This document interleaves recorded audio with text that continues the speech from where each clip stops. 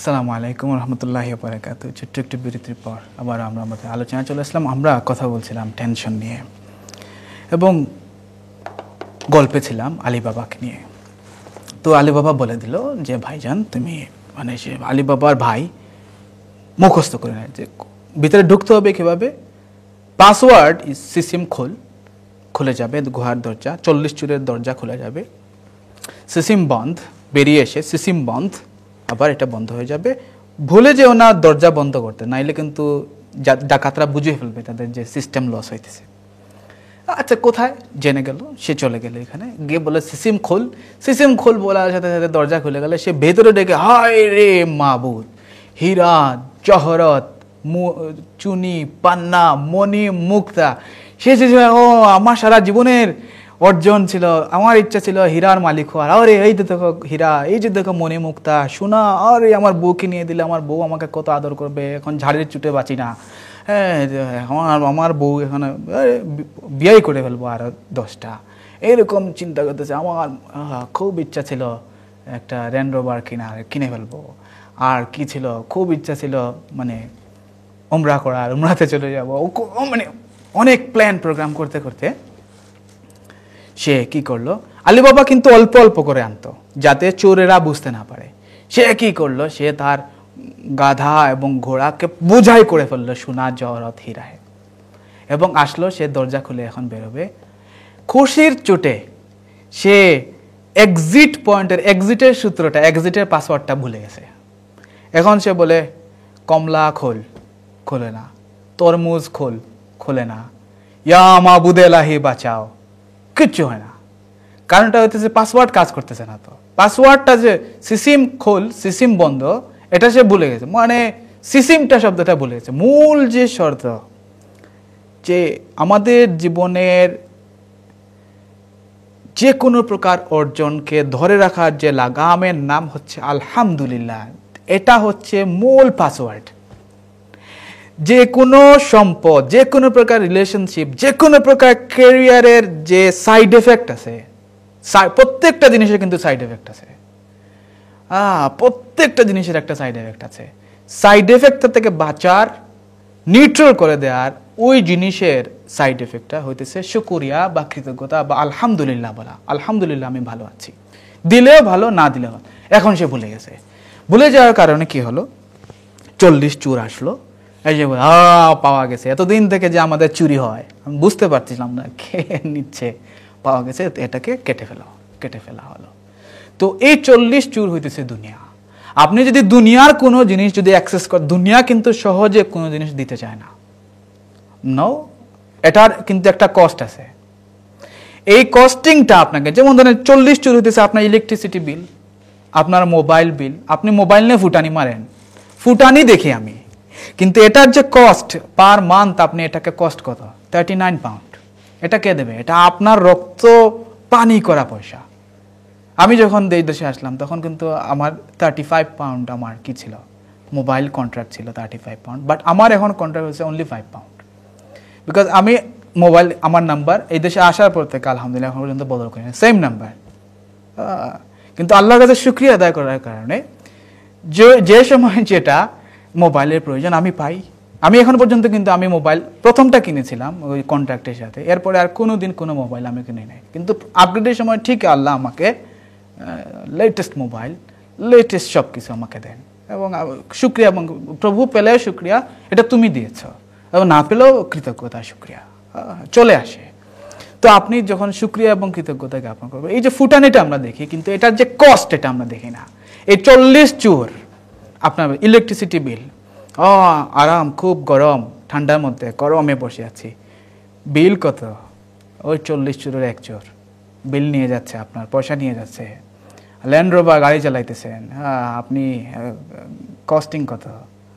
এটা নিয়ে খুব মজার ব্যাপার আছে যে আমার একজন ভাই, মানে খুব দিনদার মানুষ, বেতন বেশি না, নর্মাল রেঞ্জের বেতন। ওনার একটা খুব পুরাতন মাইক্রা আছে। ওই মাইক্রাটা তাকে কখনো কোনোদিন বিগত 7 বছর যায় কোনোদিন পাংচারও হয় নাই। উনি কাজে যান, কাজ থেকে বাসায় আসেন, খরচপাতিতে যান, আবার বাসায় আসেন। এর বাইরে আমার ভাইটা মানে হিথ্রোতেও যায় না, এরকম একটা, হিথ্রোতেও যেতে পারবেন না, এরকম একটা অবস্থা, খুব সহজ সরল।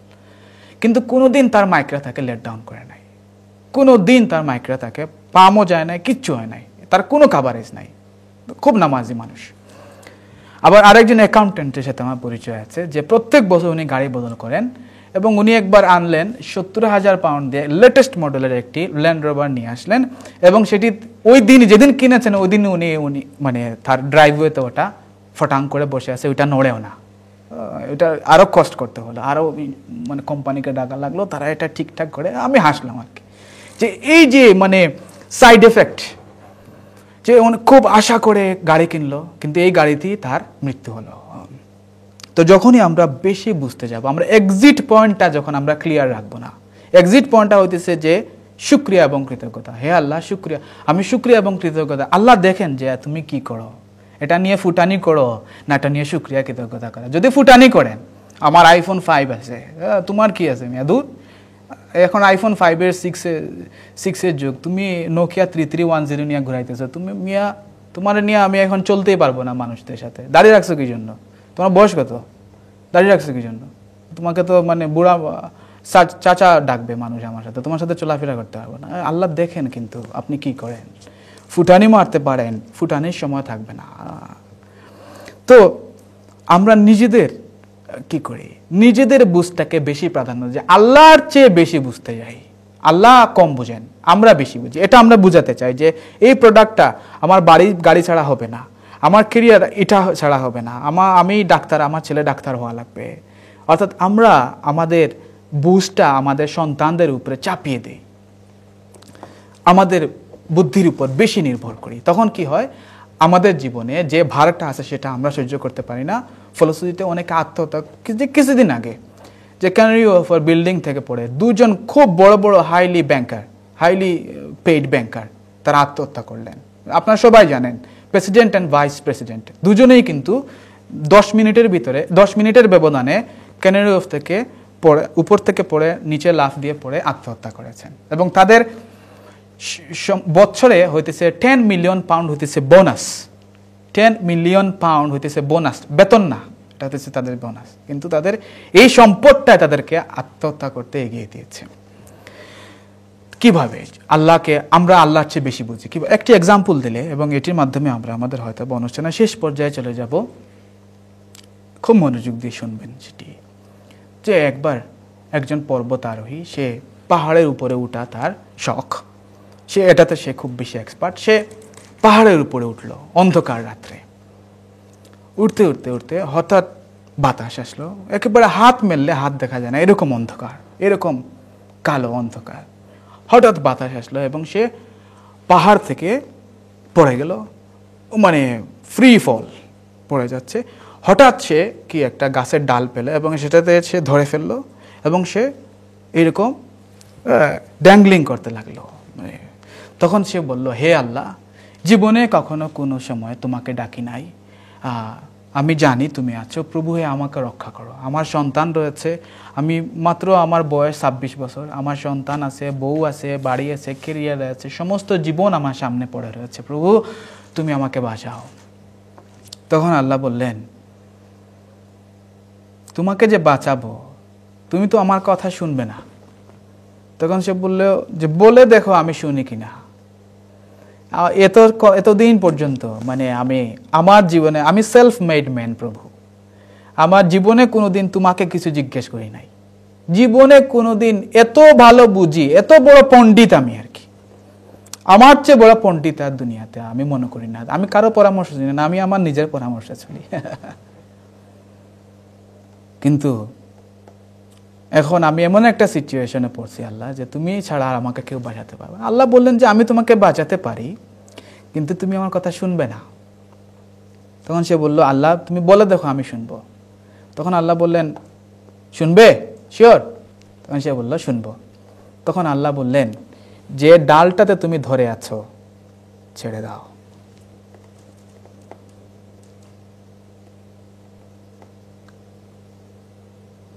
এটা কিরকম পরামর্শ? আমার জীবন আর মরণের মধ্যে ব্যবধান হইতেছে এই গাছটা, এই সহায়, এই হেল্পটা, এটা আমি ছেড়ে দেবো কিভাবে? তোমার কাছে চাইলাম একটা পরামর্শ আর তুমি আমাকে দিলে একটা কুপরামর্শ। সে কিন্তু অন্ধকারের মধ্যে কিচ্ছু দেখতে পারতেছে না, সে দেখতেছে নিচে কিন্তু গর্ত, মানে পাহাড়ের নিচে পড়ে গেলে অনেক 1 মাইল 1.5 মাইল সে অন্ধকার অন্ধকার, চারিদিক অন্ধকার, কিছু দেখতে পারে। একটা ডালের মধ্যে সে ঝুলতেছে। সে বলছে ধুর, এই জন্য মানে মানে আল্লাহ মুখে হয় না। এখন সে কি করলো, একটা রশি সে নিল, তার কোমরে বাঁধলো এবং সে ডালের সাথে রশিটাকে পেঁচাইয়া সে বললো, না আমি তোমার এই পরামর্শ নিতে পারবো না, সরি, এটা ছেড়ে দিলে আমি গর্তের মধ্যে পড়ে যাব এবং আমি মারা যাব।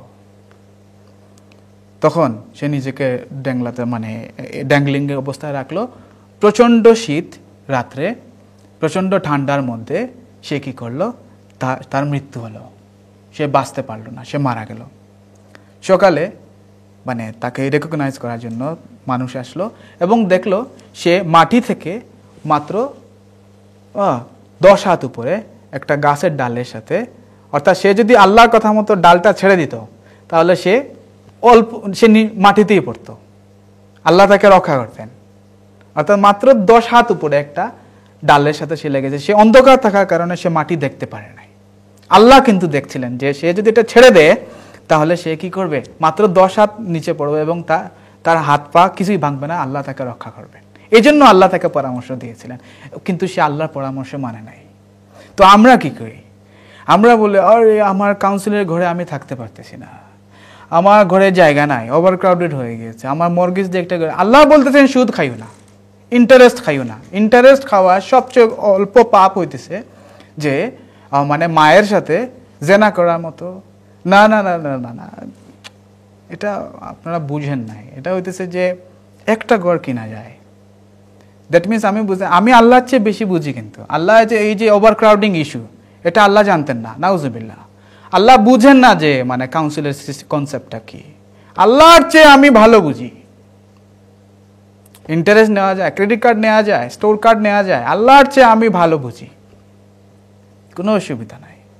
তো এর পরবর্তীতে যদি মানে যে ইহুদিদের হার্ট কেন ব্লক করে দেওয়া হয়েছে, ইহুদিদের উপর ইন্টারেস্ট কিন্তু হারাম করে দেওয়া হয়েছিল, যে ইন্টারেস্ট হারাম। তখন তার এক্সপ্লেনেশন দিয়েছে এটার, যে আসলে ঘটনা হইতেছে আল্লাহ মানে ইহুদিদের মধ্যে পরস্পরের ভিতরে ইন্টারেস্ট হারাম। আল্লাহ এটা বুঝাতে চেয়েছেন তাওরাতে, তাদের এক্সপ্লেনেশন আর কি, যে তাওরাতে আল্লাহ এটা বুঝাতে চেয়েছেন যে তোমরা একে অন্যের সাথে ট্রানজাকশনে ইন্টারেস্ট আনিও না, কিন্তু অন্যদের সাথে ট্রানজাকশনে ইন্টারেস্ট তুমি ব্যবহার করতে, এটা আল্লাহ বুঝাইতে চাইছেন। আমরা কিন্তু ইহুদিদের চেয়ে কম নই। এখন আমরা কি নিজের একটা এক্সপ্লেনেশন দাঁড় করাইছি, ও আচ্ছা আচ্ছা, আল্লাহ কিন্তু আসলে আমরা যে ব্যাংকিং সিস্টেম এটা আল্লাহ বুঝেন নাই, নাউজুবিল্লাহ। ওই সময় এই সময় যে মর্গেজ সিস্টেমটা আসবে এটা আল্লাহ আসলে বুঝেন নাই, আমরা আল্লাহর চেয়ে একটু বেশি বুঝি। তো একটা ঘর আপনি নিতে পারেন, একটা ক্রেডিট কার্ড আপনার থাকতে পারে, একটা স্টোর কার্ড আপনার থাকতে পারে, একটা ইন্টারেস্টে আপনি মুবতলা হইতে পারেন। এরপরে যদি আপনি মারা যান, আপনার স্পিরিচুয়াল ডেথ হয়, আপনার হার্ট মারা যায়, আপনার কান মারা যায়, আপনার দৃষ্টি মারা যায়, আপনার কেরিয়ার মারা যায়, আপনার সন্তান বিপদে চলে যায়, আপনি ইসলাম থেকে মাহরুম হন, আপনার দোয়া যদি কোথাও গিয়ে পৌঁছে না, আল্লাহকে দায়ী করেন না, because your heart is dead, মারা গিয়েছে। আল্লাহ আমাদেরকে মাফ করুন এই অবস্থা থেকে। কারণ যদি আমাদের জীবনের সমীকরণে, আমাদের সম্পদের সমীকরণে আল্লাহকে নিয়ে এনে আসতাম, তাহলে ইহুদিদের মতো অবস্থা হবে আমাদের। এবং আমরা কিন্তু আল্লাহ রাব্বুল আলামিন বলেছেন যে আলিম ওলামাদেরকে আমরা আমাদের আলিম ওলামারা, যে আলিম ওলামা কোরআন এবং হাদিস অনুযায়ী আমাদেরকে গাইড করবেন, তারা আমাদের মাথার টুপি, তাদেরকে আমরা ফলো করব। কিন্তু যে আলিম এবং ওলামা আলিম ওলামার কথা শুনে আমাদেরকে চালিত করবেন, আমরা অত্যন্ত দুঃখিত, আপনাদের কথা আমরা শুনতে পারবো না। কারণ ইহুদিরা তাওরাত বাদ দিয়ে তালমুদকে অনুসরণ করার কারণে আল্লাহ রাব্বুল আলামিন তাদের হার্টকে বন্ধ করে দিয়েছেন, সিল করে দিয়েছেন এবং বলেছেন তারা অভিশপ্ত, আমরা সে পথে যেতে চাই না। বনি ইসরায়েলের যতগুলো এক্সাম্পল আপনাদেরকে দেখালাম সবগুলো কিন্তু বনি ইসরায়েলের লোকদের, আলী বাবা বাদ দিয়ে বাকি সবগুলো কিন্তু বনি ইসরায়েলের লোকদের উদাহরণ, তাদের হার্ট কিভাবে তারা আল্লাহ রাব্বুল আলামিন ব্লক করে দিয়েছিলেন।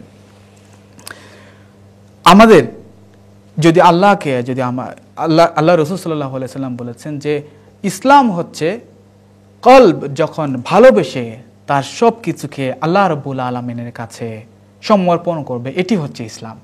আমরা বলতে ইসলাম ইজ অল রাইট, ইসলাম কিন্তু ঠিক আছে, আমরা মুসলমানরা কিন্তু ঠিক নাই। অনেকে কিন্তু আমাদেরকে বলেন যে হার্ট টু হার্ট একটি ইসলামিক প্রোগ্রাম।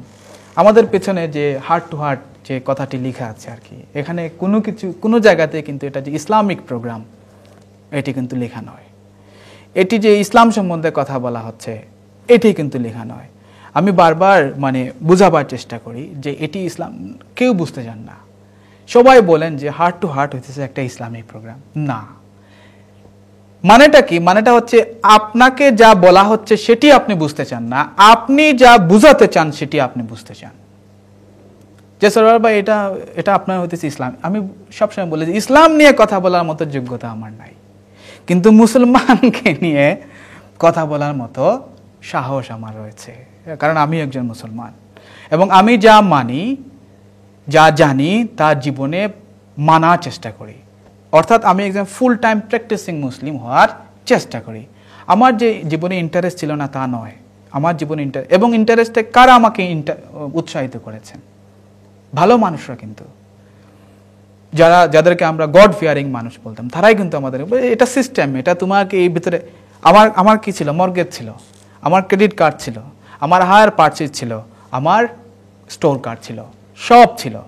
ফুটানি মারার জন্য যা যা দরকার সব কিছু ছিল, কিন্তু আল্লাহকে বলেছি প্রভু গাইড মি। আমি পড়ে গিয়েছি, পায়খানার মধ্যে পড়ে গিয়েছি, এখন কি করব? আপনি কিন্তু মেসে পড়বেন, এটি মনে রাখবেন যে আপনি যদি এখন মর্গেজে থাকেন, আপনি যদি সুদে মুবতালা থাকেন, সরওয়ার ভাই খুব ভয় পেলেন, এখন আমি কি করব? আপনি ভয় পাইয়েন না, মেসে পড়বেনই। আপনাকে কিভাবে মেস থেকে উদ্ধার হবেন সেটি আমি আপনাকে একটা গল্প বললে খুব সুন্দরভাবে এটা আপনারা বুঝতে পারবেন। যে গোপাল ভাঁড় একবার রাজা কৃষ্ণচন্দ্রের দরবারে আসলো। আসার পরে রাজা কৃষ্ণচন্দ্র চাইলেন তাকে একটু স্ক্রু করে দেওয়ার জন্য, গোপাল ভাঁড়কে একটু স্ক্রু করার জন্য। তো গোপালকে বললেন যে গোপাল, কত রাত্রে আমি একটা স্বপ্ন দেখেছি। তখন গোপাল বলল, খাইছি আমারে, এখন কিন্তু আমাকে রাজা যখন আগে কথা বলে তখন বুঝতে হবে যে ইউ আর ইন ট্রাবল। তখন বললেন কি দেখলেন রাজামশাই? তখন উনি বললেন যে আমি দেখলাম আমরা দুজন রাস্তা দিয়ে হেঁটে যাচ্ছি, তো রাস্তার ডান পাশে ক্ষীরের সাগর, দুধের সাগর, আর রাস্তার বাম পাশে গুয়ের সাগর, পায়খানার সাগর। হঠাৎ কি হলো, তুমি বাম দিকে গুয়ের সাগরে পড়ে গিয়েছো আর আমি ডান দিকে ক্ষীরের সাগরে পড়ে গিয়েছি। হা হা হা হা। তখন সবাই হাসতে শুরু করলো, গোপাল তোমার দিশে স্ক্রু করিয়া পেস্টিস গেছে পাংচার হইয়া। অর্থাৎ মেসে পড়ে গোপাল তো একেবারে পুরোপুরি গেছে, তার পেস্টিজ পাংচার হইয়া, পাম সব চলে গেছে। সে খুব মন খারাপ করে সে তার ঘরে আসছে। সে বলে, বউ, আমি কখনো কোনো সময় আমার আমি পেস্টিজ আমার পাম যায় না, আজকে আমার পাম সব ছেড়ে দিয়েছে রাজা কৃষ্ণচন্দ্র। কি বলেছে? বলে এই বলেছে। তখন তার বউ বললেন যে তুমি কি কর, এক কাজ করো, যাও গিয়ে আমি তোমাকে একটা কথা শিখিয়ে দিই, এটা গিয়ে বলো। রাজা বউয়ের কথা শুনি তো, কি বলো? বউ বললো, আরে এই জন্য তো বউকে একটা আদর দিল, আরে তুমি এই জন্যই তো গোপালের বউ, এত বুদ্ধি। তখন সে গেল রাজা কৃষ্ণচন্দ্র, যে কৃষ্ণচন্দ্র আজকে আমি একটা স্বপ্ন দেখছি, গতকালকে তো আপনি দেখছিলেন, আজকে আমি একটা স্বপ্ন দেখছি। তখন রাজা কৃষ্ণচন্দ্র বললেন যে কি স্বপ্ন দেখছো? হা হা হা, গতকালকে স্বপ্ন তো দিছি একেবারে, এটার এগেনস্টে কোনো স্বপ্ন কিছু নাই। সবাই শুনলো যে সবাইকে ডেকে নিয়ে আসুন, যারা ছিল সবাইকে ডেকে নিয়ে আসা হলো। আসার পরে যে বললো যে গতকালকে তো আপনি দেখলেন যে আপনি ডান দিকে পড়ে গেছেন ক্ষীরের সাগরে, দুধের সাগরে, আর আমি দেখলাম বাম দিকে পড়ে গেছি গুয়ের সাগরে, পায়খানার সাগরে। আজকে কিন্তু আমি বাকি অংশটা দেখছি। তখন রাজা কৃষ্ণচন্দ্র বললেন যে কি দেখছে বলো।